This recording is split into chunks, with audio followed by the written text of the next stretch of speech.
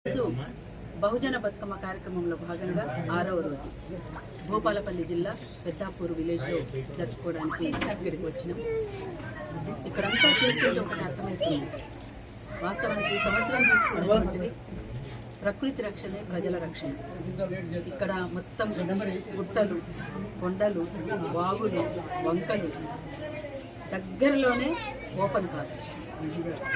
అంటే ప్రకృతిలో ఒక విధ్వంసం ఎట్లా కొనసాగుతుంది అనేటువంటి ఒకవైపున అభివృద్ధి పేరుతో విధ్వంసాన్ని కొనసాగిస్తున్నటువంటి పాలకుల తీరు, ఇంకొక వైపున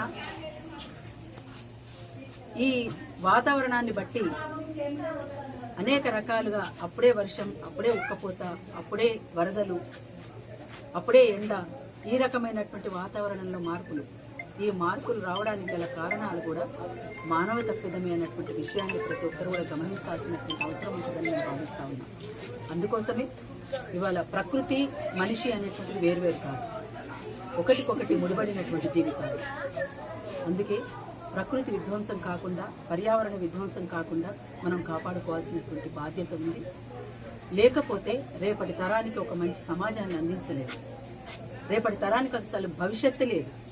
అంతేకాకుండా ఇవన్నీ తోడైతే ఇంకొక ఎత్తు ఏంటంటే, గ్రామాలలోకి మొత్తంగా మద్యపానంతో పాటు గంజాయి విపరీతంగా వచ్చి యువతను పక్కదారులు పట్టిస్తున్నటువంటి పరిస్థితి మనం చూస్తూ ఉన్నాం. ఇదే భూపాలపల్లి జిల్లాలో కొద్ది రోజుల క్రితం 14-15 సంవత్సరాల పిల్లలు గంజాయి విపరీతంగా తాగి మద్యం దాన్ని సేవించి ఒకరినొకరు కొట్లాడుకొని ఒకరిని చంపి కనుగుడ్లు వీకి పొట్టలోని పేగులని బయటేసి ఈ రకమైనటువంటి మానసిక స్థితిలో ఉన్నటువంటి వాళ్ళది ఎట్లా ఉంది అనేటువంటిది మనం ఒకసారి ఆలోచించాలి.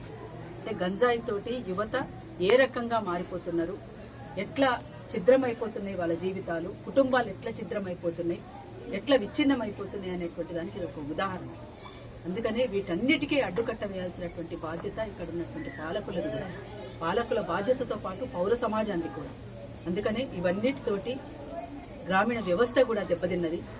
బహుళ పంటలు ఉండాల్సినటువంటి మన భూములలో ఏక పంటలు వచ్చిన తర్వాత మార్కెట్ వ్యవస్థ ఇక్కడికి విచ్చేసి మొత్తం వలసల బాట పట్టినటువంటి పరిస్థితి కూడా మనం చూస్తూ ఉన్నాం.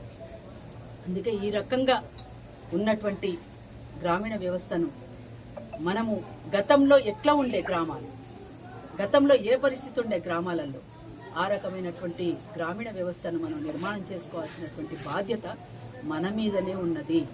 ఆ విషయాన్ని పౌర సమాజం అంతా ఆలోచించాలని, అంతేకాకుండా ఇవన్నీ